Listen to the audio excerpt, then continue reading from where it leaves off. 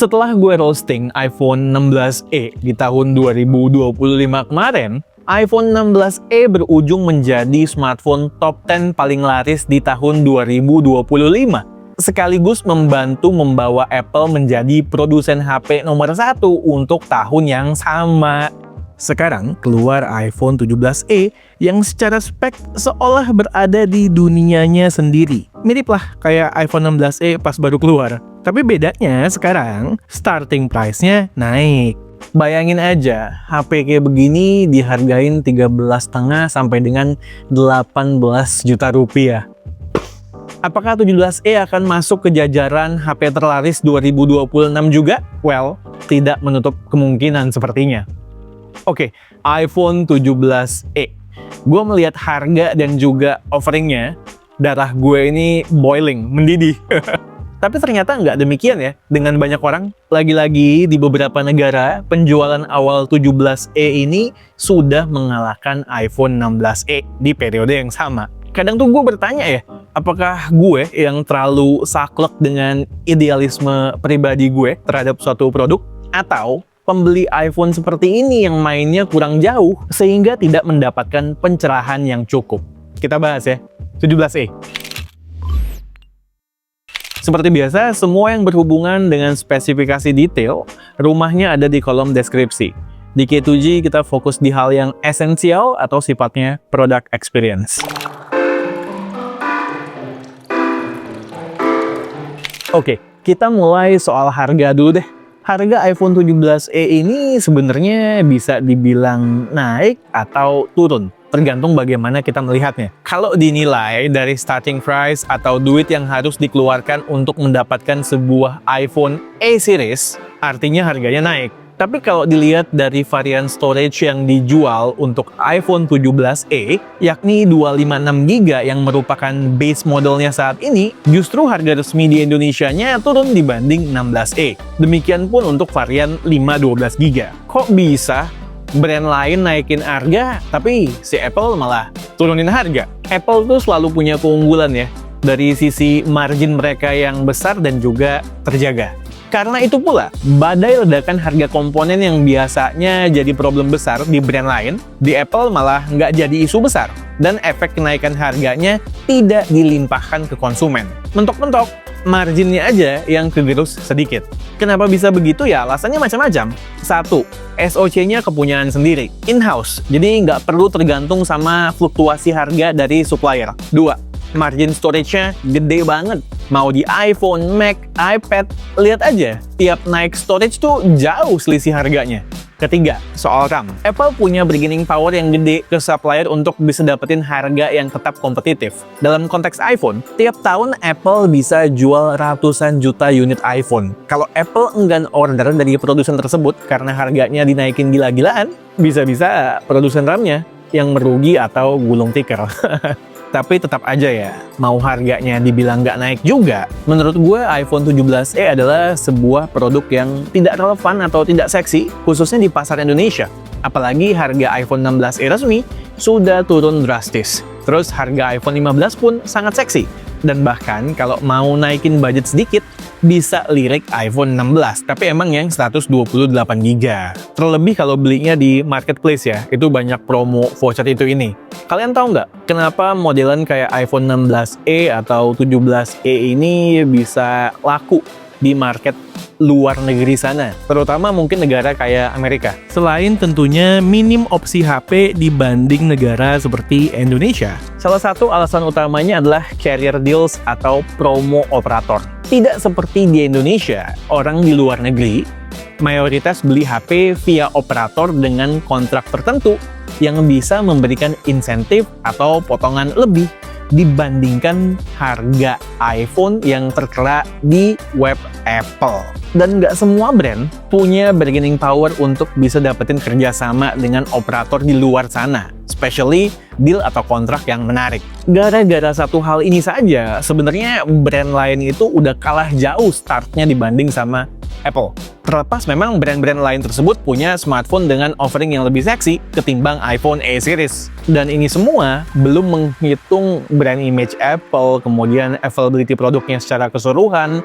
loyalty dari konsumen, dan lain sebagainya. Baru soal carrier deals atau promo dari operator saja. Jadi problem utama dari iPhone 17e ini menurut gue adalah pricing yang tidak tepat, terutama di negara seperti Indonesia, yang mana mayoritas orang beli device atau HP itu banyakan langsung yang unlocked.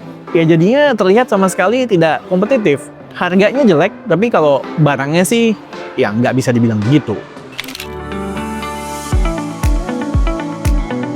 Pitaka, case favorit gue untuk iPhone Air.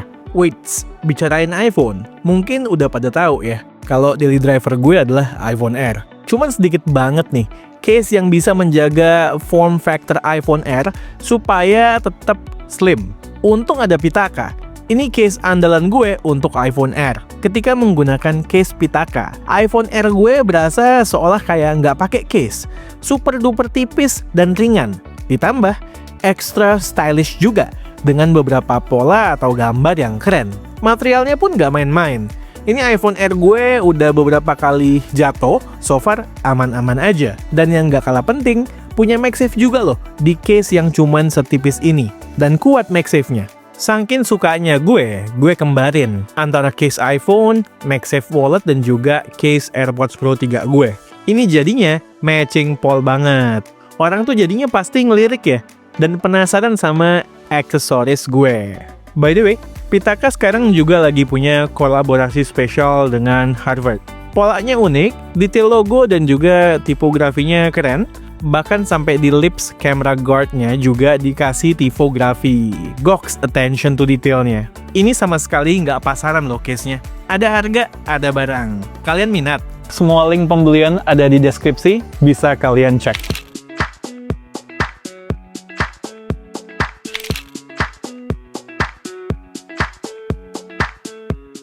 Gue bisa aja ngerosting 17e kayak 16e kemarin untuk setiap fiturnya. Cuman gue bosen harus repetisi begitu lagi. Oleh karena itu, dari tadi gue mengambil POV yang berbeda untuk menjelaskannya kepada kalian. Gue udah nyobain semua iPhone keluaran terbaru ya, seperti yang kalian bisa lihat ini. Dan seperti yang kalian ketahui dan mungkin udah berulang kali gue ceritain di video iPhone sebelum-sebelumnya, terlepas gue punya iPhone 17 Pro Max juga, gue pakai iPhone Air karena bosen sama yang Pro yang tidak menawarkan experience yang gong untuk harganya dan upgrade-nya selalu minor. Dan kedepannya, kalau tren ini masih berlanjut, masih sama seperti ini, gue bisa melihat diri gue menggunakan varian iPhone paling rendah seperti 16e atau 17e ini. It gets the job done sebagai daily driver gue, kayak buat urusan banking, sekaligus connect ke semua ekosistem Apple gue. Nggak lebih, untuk itu aja. Untuk hal-hal yang sophisticated, gue masih ada Android lain yang lebih keren.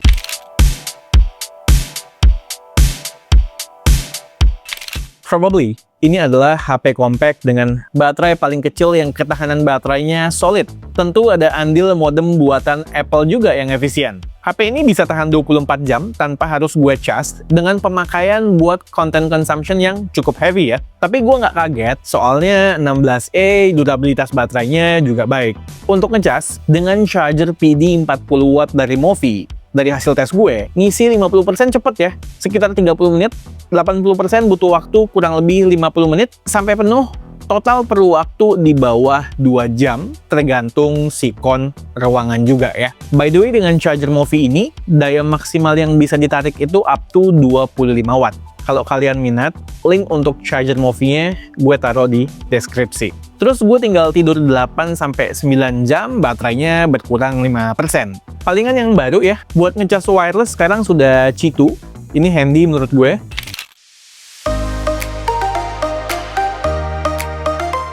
Salah satu upgrade yang ngadi-ngadi di 17e ini menurut gue adalah MagSafe.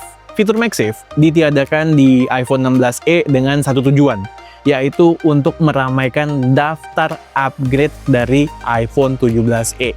Udah, itu doang. Dan gue nggak yakin ya, seberapa jauh fitur Qi2 dan juga MagSafe ini bisa menjadi faktor penentu seseorang atau mendrive seseorang untuk beli iPhone 17e. Tergantung seberapa penting wireless charging di keseharian seseorang, dan kalau MagSafe kayaknya bisa pakai case solusinya. Selain itu, Ceramic Shield 2 yang lebih durable, A19 yang lebih powerful dan sedikit lebih future-proof ketimbang 16e adalah list upgrade yang juga menurut gue nice to have. Nggak ada komplain soal pemakaian HP ini di keseharian gue yang non-gaming, lancar jaya, kecuali layar 60Hz-nya yang ganggu mata gue yang sudah terbiasa dengan 120Hz. Dan kalau makainya intens dan juga lama pakai kamera, dia gampang hangat atau panas, apalagi kalau pakainya tanpa case ya, atau case yang tipis. 17e ini tidak ada sistem cooling yang proper juga sih sepertinya. Soal warna barunya yang pink, classic Apple lah ya, supaya orang tahu bahwa device yang kita pegang itu adalah device yang terbaru. Lalu apa lagi ya? Oh ya, form factor-nya ini asik ya, nggak gede, nggak kecil, pas.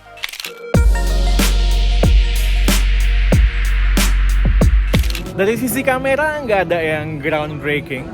Kamera belakangnya satu aja, 48 megapiksel, tidak ada berbagai focal length yang bisa kita explore. Selfie-nya 12 megapiksel, cuman memang yang asik kamera depan dan belakang bisa merekam up to 4K 60 fps. Videonya itu reliable banget ala iPhone di berbagai situasi dan kondisi. Ketika gue merekam video dengan menggunakan iPhone 17e, gue tidak berasa kehilangan kualitas video dari iPhone 17 Pro Max maupun Air. Lain cerita kalau kita bahas banyaknya fitur yang di-courting di 17e. Soal foto, sebagai seseorang yang sudah mencoba berbagai Android phone yang merupakan kamera monster, ketika jepret foto dengan iPhone, jujur, gue tuh berasa hambar banget ya. Oleh karena itu, gue sekarang kalau pakai iPhone lebih enjoy pakai aplikasi third party buat foto kayak Leica Lux atau Dashcam yang bisa ngasih certain look buat foto. Lebih berkarakter aja fotonya jadinya. Nggak apa-apa sih, gue bayar. Asal happy sama resultnya.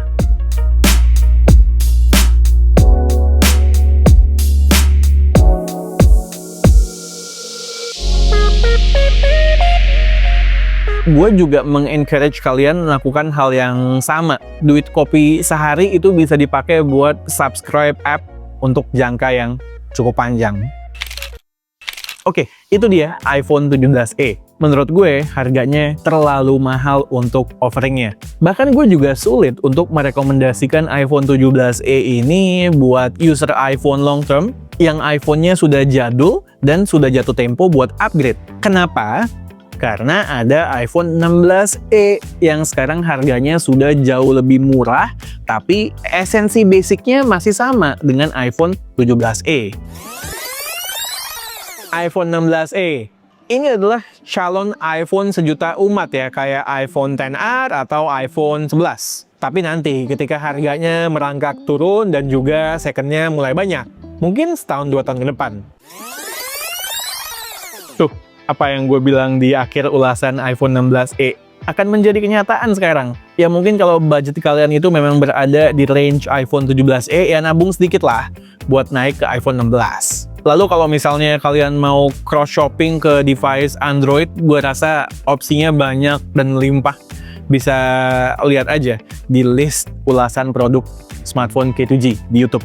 Pada akhirnya, menurut gue pribadi, mungkin waktu yang paling tepat untuk membeli iPhone 17e ini adalah nanti ketika iPhone 18e sudah keluar. Karena harganya pasti turun kejadiannya kayak iPhone 16e sekarang. Sekali lagi, HP-nya bagus, oke, tapi harganya tidak. Apalagi buat market seperti kita, Indonesia. By the way, kalau mau beli iPhone, bisa iPhone apapun, bisa cek di Studio Ponsel. Mereka jual unit resmi juga. Yo guys, kalau kalian suka dengan konten atau video kami, boleh ditekan tombol like-nya dan juga di-share ke berbagai platform social media atau ke teman-teman kalian yang lagi mencari info mengenai sebuah gadget. Dan jangan lupa, kalau udah subscribe, nyalain icon loncengnya dan pilih yang all atau semua, supaya begitu kami posting konten baru, video baru, kalian secara instan akan mendapatkan notifnya. Jangan lupa bantu kami dengan hype up videonya setelah klik like ya guys. Dengan begitu, artinya K2G akan sangat-sangat terbantu. Thanks guys. Oke, Sekian aja video dari gue kali ini. Gue Satish and this is K2G.